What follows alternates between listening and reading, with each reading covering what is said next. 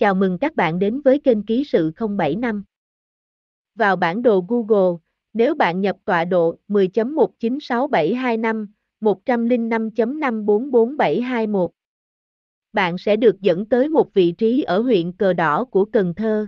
Tại vị trí đó, trên màn hình, bạn sẽ nhìn thấy một vườn cây ăn trái chừng vài nghìn mét vuông lạc lõng giữa cánh đồng lúa mênh mông. Hai hình ảnh rất dễ phân biệt, vườn cây ăn trái là các ô vuông có phân luống, còn cánh đồng lúa là một thảm màu xanh mịn. Tại sao vườn cây ăn trái lại nằm đơn độc ở đó? Bạn kéo chuột sang bên phải một chút, cách vài trăm mét là quốc lộ 91, một trục kinh tế quan trọng của khu vực miền Tây. Quanh quốc lộ 91, bạn sẽ nhìn thấy liên tiếp các cánh đồng cây ăn trái và hoa màu. Còn tại vị trí của chúng ta, trên cả một con đường dài chỉ có một khu vườn trồng cây giữa vựa lúa, đó là khu vườn của ông Chính Hợp. Ở xã Trung Hưng, huyện Cờ Đỏ.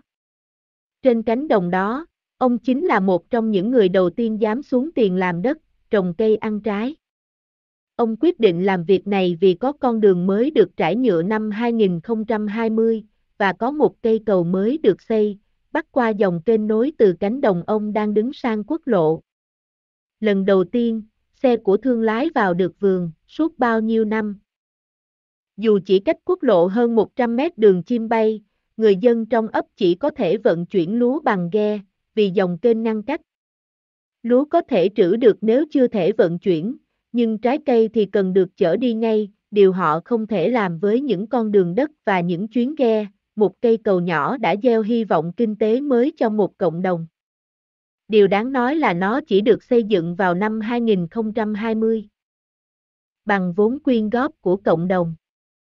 Những người dân như ông Chính đã chờ đợi hàng chục năm để tham gia vào cuộc phát triển nông nghiệp mà họ nhìn thấy, bằng mắt thường, ngay từ ruộng nhà mình, sang phía bên kia dòng kênh, nơi có quốc lộ, vựa trái cây, chợ đầu mối.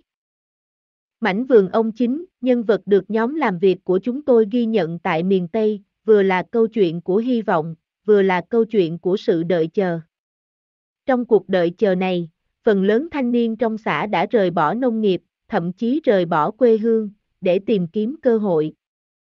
Nhiều người trong số họ, sinh ra tại một xã nghèo, không thể hoàn tất chương trình giáo dục phổ thông và chỉ có thể trở thành lao động giản đơn. Theo báo cáo điều tra lao động việc làm năm 2020 của Tổng cục Thống kê, đồng bằng sông Cửu Long, có tỷ lệ lao động đã qua đào tạo thấp nhất cả nước 14,9%.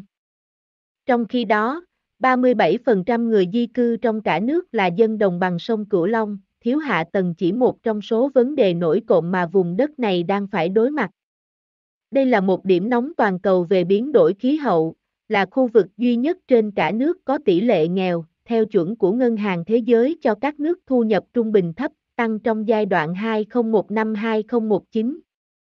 Điều này càng thêm phức tạp bởi cuộc khủng hoảng kép hạn hán vào năm 2020 và đại dịch COVID-19, ngày 21 tháng 6 năm 2022 trở thành cột mốc quan trọng trong bức tranh phát triển của vùng, khi chính phủ Việt Nam công bố quy hoạch tích hợp vùng đồng bằng sông Cửu Long 2021-2030, tầm nhìn đến 2050. Đây là lần đầu tiên Việt Nam thực hiện một quy hoạch tích hợp cấp vùng, với sự tham gia của tất cả các ngành cũng như địa phương.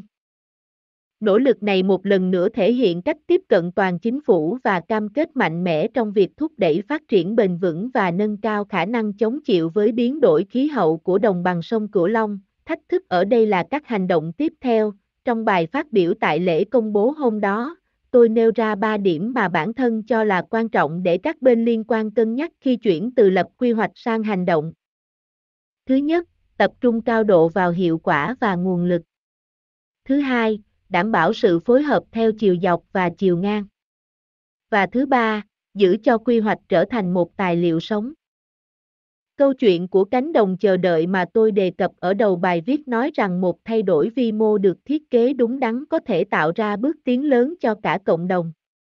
Nhưng tốc độ triển khai các can thiệp này là một vấn đề, trong khi chờ đợi cây cầu ra đời, thanh niên tiếp tục bỏ làng, bỏ đi các mơ ước và cơ hội. Vấn đề sẽ lớn hơn và khó giải quyết hơn qua thời gian. Quy hoạch vùng đồng bằng sông Cửu Long sẽ không có tác dụng nếu không đi kèm với chương trình hành động trong đó xác định rõ các ưu tiên đầu tư tương ứng với nguồn lực phát triển. Với nhu cầu tài chính rất lớn, ước tính ít nhất 57 tỷ đô la Mỹ từ nay đến 2030, điều quan trọng là cần tập trung lựa chọn các chương trình có tính cấp bách và lan tỏa cao, sử dụng các nguồn lực tài chính hiệu quả, đồng thời tối đa hóa các lợi ích về xã hội và môi trường. Ở khuyến nghị thứ hai, đảm bảo sự phối hợp theo chiều dọc và chiều ngang, hay là sự tham gia của tất cả các ngành liên quan và các cấp quản lý, cũng như đẩy nhanh tiến độ của các hành động. Các khung thể chế chính sách cần được sửa đổi để tạo điều kiện tốt nhất cho điều phối, liên kết vùng, một yếu tố không thể thiếu để thực thi hiệu quả các chương trình đầu tư liên tỉnh hoặc quy mô vùng. DSBCL đang phải đối mặt với những vấn đề chung, không chỉ riêng của địa phương nào như sạt lở bờ sông bờ biển, nước biển dâng hay quản lý nguồn nước. Khi những thách thức này vượt khỏi những địa giới hành chính thông thường thì các giải pháp cũng phải ở quy mô tương tự, và cuối cùng, cần giữ cho quy hoạch là một tài liệu sống.